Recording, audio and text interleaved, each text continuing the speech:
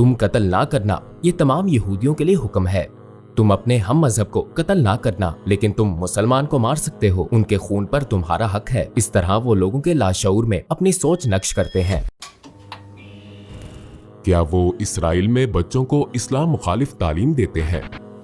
क्या यहूदी दीगर लोगों को दूसरे दर्जे का इंसान समझते हैं? रॉकेट पर रॉकेट फायर हुए। थोड़ी देर बाद हमला रुक गया। लोग अपनी पनाहगाहों से निकले और सब घरों की तरफ भागे। आप यकीन नहीं करेंगे कि वो कैसे भाग रहे थे, जैसे अल्लाह ने सूर फूंक दिया हो। को इस्लाम कबूल करने से पहले कोई शकूक थे?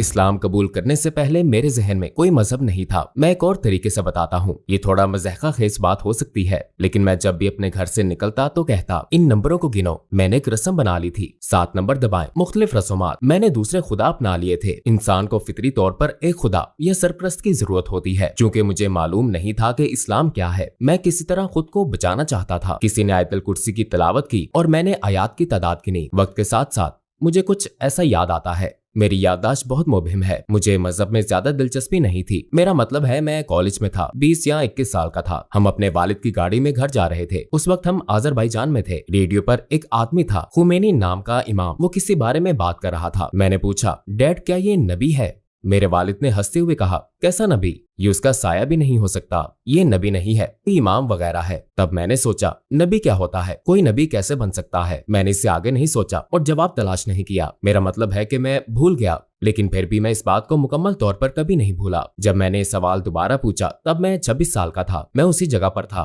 मेरी जिंदगी में मजहब से मुतल्लिक कुछ नहीं था, ना यहूदियत ना ईसाइयत। मैं कहूँगा मैं यहूदी हूँ अगर ये मेरे लिए अच्छा है। मैं कहूँगा अल्हम्दुलिल्लाह मैं मुसलमान हूँ, लेकिन मुझे अल्हम्दुलिल्लाह मैं मुसलमान हूँ के अलावा इस्लाम के बारे में कोई इल्म नहीं था।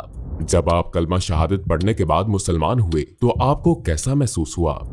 अस्सलामुअलैकुम भाइयों और बहनों, हमने देखा है कि हमारे 80% नाज़रीन बाशुमूल इस वीडियो के ने हमारे चैनल को सब्सक्राइब नहीं किया है। जैसा कि आप जानते हैं, हम एक गैर मुनाफा बख्श तंजीम है और हमने अपनी वीडियोस पर एड्स बंद रखी हैं। लिहाजा हम सिर्फ इसलिए कह रहे हैं ताकि सच्चाई को फैलाया जाए। ये एक छोटा सा अमल लग सकता है, लेकिन इंशाअल्लाह ये बहुत से लोगों के लिए रहनुमाई का जरिया होगा। आइए अब सब्सक्राइब बटन पर क्लिक करें और एक साथ चलें अब्दियत की तरफ। जब आप कलमा शहादत पढ़ने के बाद मुसलमान हुए तो आपको कैसा महसूस हुआ?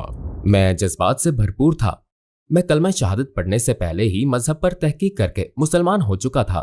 मेरा मतलब है कि किसी ने मुझे कलमा पढ़ने के लिए नहीं कहा था। मैं आपको बता सकता हूँ, किसी ने मुझे अशहदु अल्ला इलाहा इल्लल्लाहु व अशहदु अन्ना मुहम्मदन अब्दुहु व रसूलुहु कहने पर मजबूर नहीं किया था। जब मैंने मजहब का मुतालिया किया तो मालूम हुआ कि मैंने कलमा पढ़ा है। जब मैंने हकीकत में कलमा पढ़ा तो ये जानते हुए पढ़ा कि इसका मतलब क्या है, क्योंकि मेरे पास अपने ईमान की बुनियाद के तौर पर तमाम इल्म मौजूद था। मुझे हराम चीजों, सय्यार, ईमान, इबादत की बुनियादी बातों, कुरान, तफसीर, सब चीजों के बारे में इल्म था। मैंने ये इल्म सालों में हासिल नहीं किया। ये मैंने गहरी दिलचस्पी और तहकीक से 6 से 7 माह में हासिल किया है। चूंकि बुनियाद में पहले ही रख चुका था, इसलिए जब मैंने कलमा पढ़ा तो मैं बहुत खुश और मसरूर था। क्या यहूदी दूसरे लोगों को कमतर समझते हैं? सेहोनी इसी तरह देखते हैं। ज्यादातर इसका ताल्लुक सेहोनियत से है। वो कहते हैं, कोई भी शख्स जो यहूदियत के अलावा किसी भी मजहब का पैरोकार है, उसे हमारी खिदमत के लिए बनाया गया है। उन्हें कत्ल करना, उन पर जुल्म करना हमारे लिए एक अच्छा अमल है और बाइसे सवाब भी है। मैं आपको एक मिसाल देता हूँ। 2 साल कबल ईद उल फितर के मौका पर गजा इसराइल में कत्लेआम हुआ था, जिसमें फलस्तीनियों को कत्ल किया गया था। एक टीवी चैनल पर राइट विंग के इंतहा पसंद की शोहरत रखने वाला एक इसराइली कह रहा था, फलस्तीनी मुसलमानों को मारना गलत नहीं है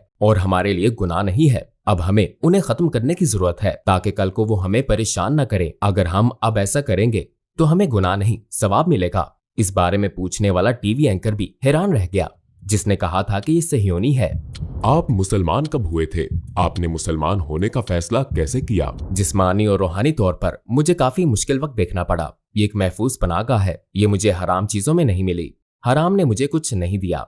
मेरी महफूज पनाहगाह एक ऐसी चीज है जिसने मेरी रूह को मुतमईन किया, जिसने मुझे मुकम्मल तौर पर मुतमईन किया। वो चीज इस्लाम थी। एक वक्त ऐसा था जब मैं आजमाइश से गुजर रहा था और ये आजमाइश सही नहीं जा रही थी। मैंने खुद से कहा मैं हर रोज गाने और बहुत सी दूसरी चीजें सुनता हूँ, तो एक बार इस तुर्क इस्लामी आलिम को सुन लेता हूँ और देखता हूँ कि वो क्या कहता है। तो इस तरह मेरा इस्लाम से तारुफ हुआ। नबी कैसे थे, मैंने सैयार के बारे में, रसूल सल्लल्लाहु अलैहि वसल्लम की जिंदगी के बारे में ये टॉक शो सुनकर इस्लाम सीखा। इस तरह मैंने अपने मजहब के बारे में सीखा, यहाँ तक कि मेरे दोस्त कहते हैं और मैं इसकी तस्दीक करता हूँ, मैंने YouTube से मोटरसाइकिल पर हेडसेट लगाकर अपना मजहब सीखा। मैं आपको ये बता सकता हूँ क्योंकि मेरे पास यही फारिग वक्त होता था। मुझे किताबें पढ़ने की आदत नहीं थी। सबसे पहले मैंने इस बारे में बातें सुनी कि हमारे नबी सल्लल्लाहु अलैहि वसल्लम कौन है और सहाबा कौन थे। मैंने 1.5 माह बाद नमाज पढ़ना शुरू की और बाद में 2 माह बाद मैंने दिन में 5 वक्त नमाज पढ़ना शुरू कर दी। 1 साल बाद मैंने रोजा रखना शुरू कर दिया। मैं समझ गया था कि रोजा क्या होता है। मैंने रोजमर्रा जिंदगी में हर घंटे में आहिस्ता आहिस्ता और सब्र से अपनी सीखी हुई हर चीज पर अमल करना शुरू कर दिया। इस तरह मैंने इस्लाम को पाया। जब से मैं मुसलमान हुआ हूँ मैं बहुत खुश, निडर और मजबूत महसूस करता हूँ। मुझ में एक एनर्जी आ गई है जो ये फराहम करता है। क्या वो इसराइल में बच्चों को इस्लाम मुखालिफ तालीम देते हैं? इसराइल में सबसे संजीदा टीचर टीवी है। मेरा मतलब है टीवी। मैं कोई इसराइली टीवी चैनल नहीं देख सकता क्योंकि अगर देखूं तो मैं गुस्से से अपने दांत पीस डालूंगा। इतने झूठ और बहतान मैंने किसी और चैनल को इस अंदाज में इतनी मुबालगा राय करते नहीं देखा क्योंकि वो आपके लाशूर की तरबियत पर बहुत ज्यादा सरमायाकारी करते हैं। फलस्तीनी दहशतगर्द, कोई जुमला फलस्तीन और दहशतगर्दों की जिक्र से खाली नहीं है। जालिम तुर्किया, जालिम तुर्क। हालिया बरसों में तुर्किया के अलावा कोई भी इसराइल और उसके जुल्म के खिलाफ खड़ा नहीं हुआ, तो वो टीवी चैनल्स पर तुर्किया और इससे मुतल्लिक हर चीज को इस तरीके से पेश करते हैं। आपको लगता है कि जो भी बात करता है वो जेल जाता है या जो कोई बात करता है उसे गोली मार दी जाती है। वो इन ख्यालात को लोगों के लाशऊर में बिठाने की कोशिश करते हैं और यही कुछ इस्लाम के साथ भी। वो इस्लाम दुश्मनी को परवान चढ़ाते हैं। जब एक फलस्तीनी मुजाहिद अपने ही मुल्क के लिए लड़ता है तो वो दहशतगर्द बन जाता है, लेकिन अगर आप किसी बच्चे को गोली मारकर कत्ल करते हैं तो ये सहयोनियत है, आपने अपना मुल्क बचाया। वो लोगों के जहनों में ये ख्यालात डालते हैं। मीडिया के मैदान में मुसलमानों और खास तौर पर फलस्तीनी मुसलमानों के खिलाफ जंग जारी है। तौरात में 10 अहकामात हैं। तुम कत्ल ना करना, चोरी ना करना, तुम धोखा ना देना, तुम जिना ना करना और इस तरह के 10 अहकामात हैं। वो ये सब तौरात में देखते हैं लेकिन फिर कहते हैं तुम अपने हम मजहब को कत्ल ना करना। करप्शन, वो अब भी करप्शन कर रहे हैं। तुम अपने हम मजहब को कत्ल ना करना लेकिन तुम मुसलमान को कत्ल कर सकते हो, उसका खून तुम्हारा हक है। इस तरह वो इन ख्यालात को लोगों तक पहुंचाते हैं। यरूशलेम के बारे में इसराइल का मौकफ क्या है? ये मुसलमानों पर इतना जुल्म क्यों करते हैं? यरूशलेम इसराइल का सबसे अहम मसला है। ये सहयोनियत की अव्वलीन ख्वाहिश और ख्वाब है। दीवार गरिया का मतलब है यरूशलेम, इसीलिए उन्होंने इसे ये नाम दिया है।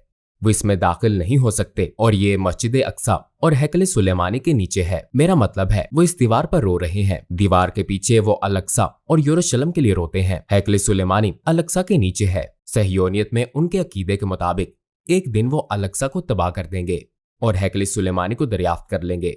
और हैकल सुलेमानी के बिल्कुल सामने एक पहाड़ पर यहूदियों का कब्रिस्तान है।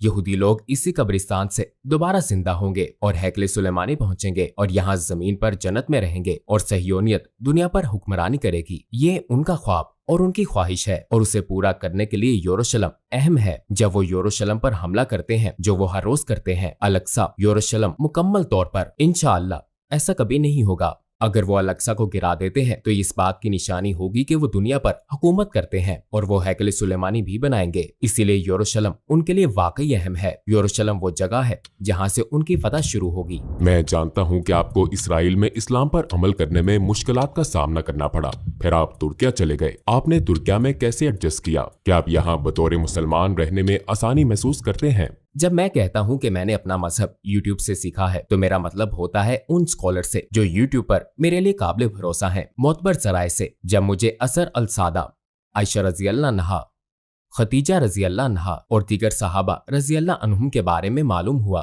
तो उनके बारे में जानने के बाद मैं तुर्किया में इस्लाम के बहुत आला मेयार की तोक़ो कर रहा था। जब मैं यहाँ आया तो मुझे बिलाशुबा एक धचका लगा। मैं ये ऐसे शख्स के तौर पर कह रहा हूँ जो इसराइल में रहा है। मैंने अपने आप से कहा ये लोग सारे नहीं, इनमें से कुछ, इनमें और यहूदियों में क्या फर्क है? मेरा मतलब है ठीक है, अजान तो होती है, मैं भी सुनता हूँ, मगर मस्जिदें खाली हैं। मैं सड़कों पर चलता हूँ तो देखता हूँ कि कैफे भरे हुए हैं, इसराइल की तरह। बार्स भरे हुए हैं, बिल्कुल इसराइल की तरह। मैंने मवाजना किया है। बहुत सी चीजें हैं जो मुझे पसंद हैं, जिन पर मैं कहता हूँ अल्हम्दुलिल्लाह। आपकी बहुत सी फाउंडेशंस और इदारे हैं जो लोगों को अल्लाह और उसके जिक्र की तरफ बुलाते हैं। ये नेमत है। इसराइल में एक भी ऐसा इदारा नहीं है। एक मजहब, एक जैसी रवायात और रस्म और रवाज वाले लोगों के साथ रहना बहुत अच्छा लगता है। मुझे यहाँ कोई अजनबियत महसूस नहीं होती। मुझे जबान सीखने में कोई मुश्किल पेश नहीं आई। हम बचपन से ही तुर्क टीवी देख रहे हैं, लेकिन कुछ चीजों ने मुझे मायूस किया और कुछ चीजों ने मुझे सुकून दिया है। दुख होता है जब लोग मेरी नमाज का मजाक उड़ाते हैं। ये देखकर तकलीफ होती है कि लोगों को नमाज पढ़ने में मुश्किल का सामना करना पड़ता है। जब मैं इसराइल में नमाज पढ़ता था तो मेरे कोलीग कहते थे, आप अपनी नमाज अदा करें, पैकेज दूसरे लोग डिलीवर कर देंगे, अपनी नमाज ना छोड़ें। लेकिन यहाँ लोग कहते हैं, तुम बहुत लंबी नमाज पढ़ते हो, बहुत हो गया। और लोग कहते हैं, मैं मुसलमान हूँ लेकिन मसाजिद को बंद करते हैं, इन इदारों को बंद करते हैं, इन मदारिस को बंद करते हैं। तुम कौन हो? मैं मुसलमान हूँ। यहूदी भी ऐसी बातें नहीं करते, वो कैसे कर सकते हैं? मेरी समझ से बाहर है, इसलिए मुझे धचका लगा था। खत्म करने से पहले क्या आप मजीद कुछ कहना चाहते हैं? मैं ये कहना चाहता हूँ कि अगर हमने कुरान और सुन्नत को ना थामा तो हम झूठी किताबों के पीछे लग जाएंगे, हम सच्चे रास्ते से भटक जाएंगे। अगर हमें सच्चा रास्ता मिल गया तो इंशाअल्लाह हम निजात पा लेंगे। टूवर्ड्स इटर्निटी में आपके आने से हमें बहुत खुशी हुई। हमें खुशी है कि आपने सवालों के जवाब सच्चाई और ईमानदारी से दिए। आपने जो कुछ हमें बताया आपका इखलास है। हमें यहाँ टूवर्ड्स इटर्निटी में आपके साथ वीडियो शूट करके खुशी हुई है। अल्लाह आप पर करम फरमाए। मैं भी बहुत खुश हूँ। अल्लाह आप सब पर रहमत फरमाए और अल्लाह आपके काम में बरकत डाले। अस्सलाम वालेकुम।